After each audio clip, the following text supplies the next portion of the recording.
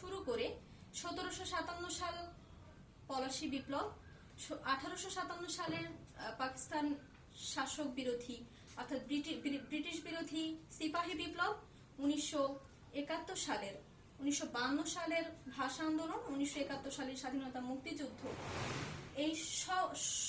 এই সালগুলো আমাদের স্মরণ করিয়ে দেয় বাঙালির ইতিহাস হচ্ছে সংগ্রামের ইতিহাস। অর্থাৎ আমাদের যতগুলো অর্জন হয়েছে সবগুলো অর্জনই সম্ভব হয়েছে সংগ্রামের মধ্য দিয়ে, যুদ্ধের মধ্য দিয়ে, প্রতিবাদ প্রতিরোধের মধ্য দিয়ে। 6 নম্বর অনুধাবন আমরা খেয়াল করতে পারছি, আমি তোমাদের কথা ভেবে লিখে রেখে যাচ্ছি সেই শ্রেষ্ঠ বিকেলের গল্প। সেই শ্রেষ্ঠ বিকেলের গল্প এই জায়গাটি আমাদেরকে অনেক গুরুত্ব বহন করে। সেই শ্রেষ্ঠ বিকেলের গল্প বলতে এখানে বোঝানো হচ্ছে 7 মার্চের যে ভাষণটি দিয়েছিলেন বঙ্গবন্ধু জাতির জনক বঙ্গবন্ধু শেখ মুজিবুর রহমান, সেই ভাষণটি দেওয়ার সময় উৎসুক জনতা অর্থাৎ মুক্তি আকাঙ্ক্ষী জনতার যে ভিড় এবং যে সমাগম তিনি লক্ষ্য করেছিলেন, তিনি বলছেন আমি তোমাদের কথা ভেবে লিখে রেখে যাচ্ছি সেই শ্রেষ্ঠ বিকেলের গল্প।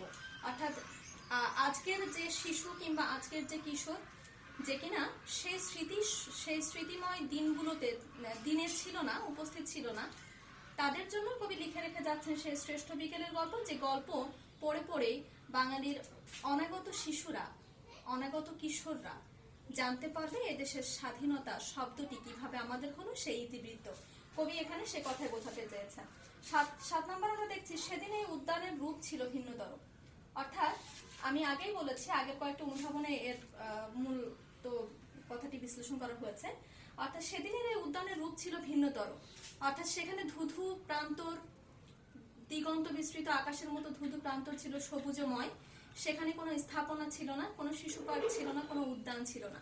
এখন যেখানে সোহরাওয়ার্দী উদ্যান, যেখানে শিখা চিরন্তনী জ্বলতে থাকে, সেই জায়গাটিকে আমরা রেসকোর্স ময়দান হিসেবে চিহ্নিত করি। অর্থাৎ সেই জায়গাটি ছিল তৎকালীন রেসকোর্স ময়দান, যেখানে বঙ্গবন্ধু শেখ মুজিবুর রহমান তার 7 মার্চের ভাষণটি প্রদান করেছিলেন, যে ভাষণটি হয়ে উঠেছে আজকে আমাদের বাঙালি জাতীয় জীবনের ইতিহাসে সবচেয়ে গুরুত্বপূর্ণ অধ্যায়। 8 নম্বর অনুধাবন আমরা দেখতে পাচ্ছি, কপালে কবজিতে লাল শালু বেঁধে এসেছিল লোহার শ্রমিক। এখানে শ্রমজীবী মানুষের যে প্রতিবাদ প্রতিরোধের স্পৃহা নিয়ে সেদিন উপস্থিত হয়েছিল, সমবেত হয়েছিল, সেই ব্যাপারটিকে বোঝানো হচ্ছে। আমরা জানি লাল শালু অর্থাৎ লাল রংটি আমরা জানি যে লাল রঙের হচ্ছে সবচেয়ে বেশি আলোর তরঙ্গ দৈর্ঘ্য বেশি। অর্থাৎ লাল রংটি বাংলা সাহিত্যে কিন্তু গুরুত্বপূর্ণ অর্থ বহন করে। লাল রং হচ্ছে বিপ্লব এবং বিদ্রোহের প্রতীক, প্রতিবাদ প্রতিরোধের প্রতীক। অর্থাৎ এই লাল রংটি আমাদের বিপ্লবী জনসাধারণকে আরো বেশি তীব্র উন্মাদনা জাগিয়ে তুলেছিল এবং বঙ্গবন্ধু শেখ মুজিবুর রহমানের 7 মার্চের ভাষণের সাথে এই লাল শব্দটি অত্যন্ত যুক্তিযুক্ত এবং অত্যন্ত অর্থসঙ্গতি বহন করে। করুণ কেরানি ভবঘুরে শিশু পাতা কুড়ানিরা, এখানে করুণ কেরানি ভবঘুরে শিশু পাতা কুড়ানিরা বলতে বোঝানো হচ্ছে শ্রমজীবী, খেটে খাওয়া, সুবিধা বঞ্চিত এক শ্রেণীর মানুষের প্রতিনিধিত্ব করছে করুণ কেরানি। এবং করুণ কেরানি বলতে এখানে একদম সমাজের প্রান্তিক শ্রেণীর মানুষ, যারা কিনা খেটে খাওয়া, দিন এনে দিন খাওয়া দিন মজুদের প্রতিনিধিত্ব করছে। এবং ভবঘুরে এবং শিশু পাতা কুড়ানিরা আমরা জানি পথ শিশুদের কথা নির্দেশ করেছেন কবি নির্মলেন্দু গুণ। এখানে ভবঘুরে যারা কিনা বেকার, যারা কিনা সমাজের প্রান্তিক শ্রেণীতে বসবাস করে, এবং যেসব শিশুরা পাতা কুড়ায়, যেসব শিশুরা ঢাকা শহরে টোকাই হিসেবে পরিচিত, যারা পথ শিশু হিসেবে পরিচিত, বিভিন্ন সংগঠন বিভিন্নভাবে তাদেরকে এখন সাহায্য সহযোগিতা কিংবা তাদের দায়িত্ব নেওয়ার চেষ্টা করছে। কিন্তু এই শিশু পাতা কুড়ানোরাও সেদিন 7 মার্চের ভাষণ শুনতে গিয়েছিল এবং তারাও 1971 সালের মুক্তিযুদ্ধের সময় গেরিলা মুক্তি বাহিনী হিসেবেও কাজ করেছে। সেই ইতিহাসও আমরা বিভিন্ন রচনার মধ্য দিয়ে জানতে পারি। আমি 10 নম্বর অনুধাবনের ক্ষেত্রে কয়েকটি কি পয়েন্টকে আমি একসাথে করে লেখার চেষ্টা করেছি। গণসূর্যের মঞ্চ। আমরা গণসূর্য বলতে রবীন্দ্রনাথ ঠাকুর যেমন বাংলা সাহিত্যের ইতিহাসে কিংবা বিশ্ব সাহিত্যের ইতিহাসে একটি সূর্যের মতো, রবির মতো আলোক ঝলকানি দিয়ে যাচ্ছেন, তেমনি বাঙালি জাতীয় জীবনের ইতিহাসে বঙ্গবন্ধু শেখ মুজিবুর রহমান তেমনি একজন সূর্যের ভূমিকা পালন করছেন এবং তিনি যে মঞ্চে দাঁড়িয়ে ভাষণ প্রদান করেছিলেন তাকে গণসূর্যের মঞ্চ বলে আখ্যায়িত করেছেন কবি নির্মলেন্দু গুণ।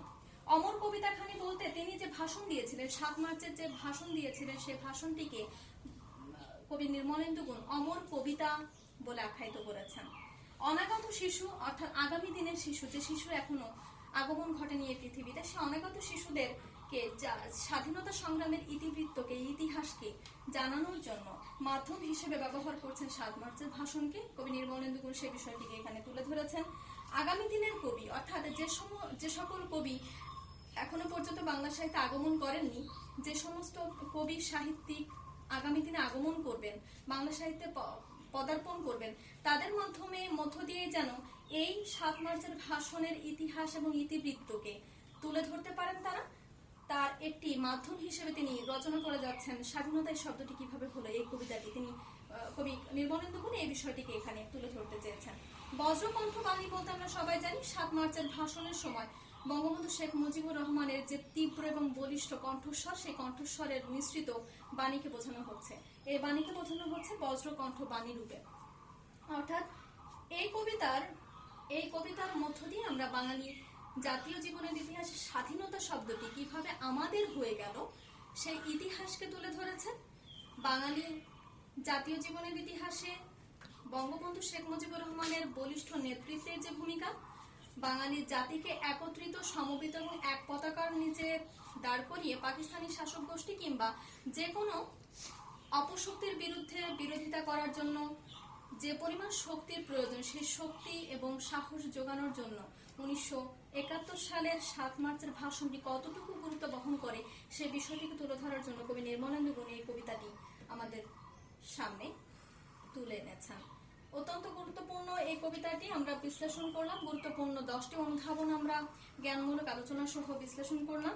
তোমরা এই গুরুত্বপূর্ণ 10টি অনুধাবন ছাড়াও আমি বলেছি এই কবিতার প্রত্যেকটি লাইন এক একটি অনুধাবনের জন্য গুরুত্ব বহন করে। সুতরাং তোমরা প্রত্যেকটি লাইনকে গুরুত্ব সহকারে দেখবে এবং এই প্রত্যেকটি লাইনের মধ্যে যে জ্ঞানমূলক অংশগুলো আছে সেই জ্ঞানমূলক অংশগুলো বহু নির্বাচনী হিসেবে তোমরা সহায়ক গ্রন্থ থেকে পড়ে ফেলবে এবং মূল বইকে গুরুত্ব সহকারে দেখবে। আমি এখন চলে যাচ্ছি পাঠ পরিচিতিতে।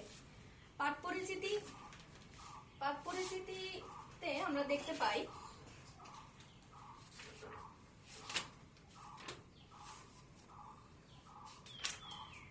পাঠ পরিচিতি যদি আমরা বিশ্লেষণ করি দেখতে পাই শিক্ষার্থীদের মনে বঙ্গবন্ধুর ঐতিহাসিক ৭ মার্চের ভাষণ স্বাধীনতা ও দেশপ্রেমের প্রেরণা জাগ্রত করা কবিতাটির উদ্দেশ্য।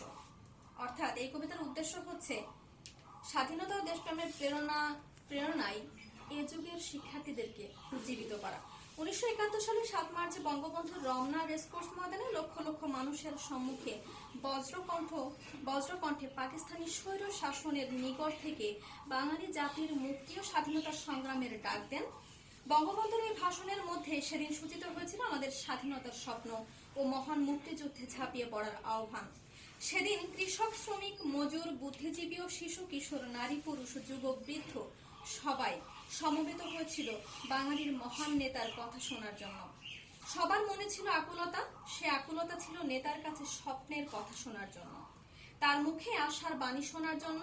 রমনা রেসকোর্সের যেখানে সেদিনের মঞ্চ তৈরি হয়েছিল এখন সেখানে তার কোনো চিহ্ন নেই। সে জায়গায় গড়ে উঠেছে শিশু পার্ক।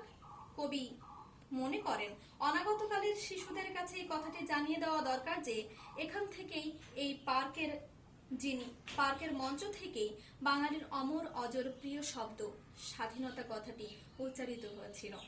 আপামর জনতার সামনে যিনি সেদিন এসে দাঁড়িয়েছিলেন তিনি বাঙালির বড় প্রিয় মানুষ, বাঙালির শিকড় থেকে জেগে ওঠা এক বিদ্রোহী নেতা। তিনি কোনো সাধারণ রাজনীতিবিদ নন, তিনি একজন কবি, একজন রাজনীতির কবি, এদেশের মানুষের ভালোবাসায় গড়া এক মানুষ, জাতির জনক বঙ্গবন্ধু শেখ মুজিবুর রহমান। তিনি সেদিন ৭ মার্চ 1971 সালের বিকেলের পড়ন্ত রোদে ডাক দিয়েছিলেন, এবারের সংগ্রাম আমাদের মুক্তির সংগ্রাম, এবারের সংগ্রাম স্বাধীনতার সংগ্রাম। অর্থাৎ পাঠ পরিচিতি পড়লেও আমরা এই কবিতার যে মূল উদ্দেশ্য অর্থাৎ একালের, সেকালের এবং অনাগতকালের শিশুদেরকে বাঙালি জাতীয় জীবনের ইতিহাসে স্বাধীনতার ইতিহাসকে তুলে ধরে এবং 1971 সালের ৭ মার্চের ভাষণের গুরুত্ব এবং তাৎপর্যটি আমাদের বাঙালি জাতীয় জীবনের ইতিহাসে কতটা গুরুত্বপূর্ণ সে বিষয় সম্পর্কে জানাতে এই কবিতার গুরুত্ব অপরিসীম। এই ছিল আমাদের এই কবিতাটি। এই কবিতা তোমাদের আগামী দিনের পড়া হিসেবে অর্থাৎ বাড়ির কাজ হিসেবে আমি কয়েকটি বিষয়কে নির্দেশ করছি। এই কবিতার কবি পরিচিতি থেকে তোমরা 20টি জ্ঞানমূলক খাতায় লিখে ফেলবে। কবিতার ভেতর থেকে 20টি জ্ঞানমূলক খাতায় লিখে ফেলবে এবং 10টি অনুধাবনের জ্ঞানমূলক অংশটি খাতায় লিখে প্র্যাকটিস করবে, অনুশীলন করবে। এছাড়া শব্দার্থ টিকাগুলো পড়ে ফেলবে, সেখান থেকে 30টি জ্ঞানমূলক লিখে ফেলার চেষ্টা করবে। পাঠ পরিচিতি থেকে এরকম 10টি, 15টি কিংবা 20টি এরকম জ্ঞানমূলক অংশ আলাদা করে ফেলবে এবং পুরো কবিতাটি পড়ে আমাদের নমুনা সৃজনশীল অংশ আছে। অনুশীলনের শেষে নমুনা একটি সৃজনশীল অংশ থাকে, তোমরা সেই নমুনা সৃজনশীল অংশটি অনুশীলন করবে। তোমাদের একটি সৃজনশীল প্রশ্ন এখানে আছে, দেখো। দুলিতেছে তরি ফুলিতেছে জল ভুলিতেছে মাঝি পথ, ছিড়িয়াছে পাল কে ধরিবে হাল, আছে কার হিম্মত, কে আছে জোয়ান হও আগুয়ান হাকিছে ভবিষ্যৎ। এই সৃজনশীল প্রশ্নটি যে নমুনা প্রশ্ন দেওয়া আছে ক খ গ ঘ, সংক্ষেপে, অত্যন্ত সংক্ষেপে তোমরা এই সৃজনশীল অংশটির উত্তর লিখে ফেলবে।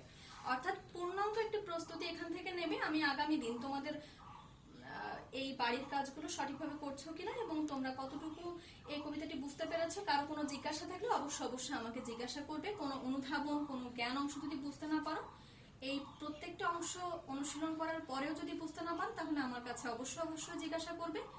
আমি গ্রুপগুলোতে দিয়ে দেওয়ার ব্যবস্থা করব এবং প্রত্যেককেই আবারও ধন্যবাদ এবং প্রত্যেকের সুস্বাস্থ্য কামনা করে এখানে আমি আমার ক্লাসটি শেষ করছি। ধন্যবাদ সবাইকে।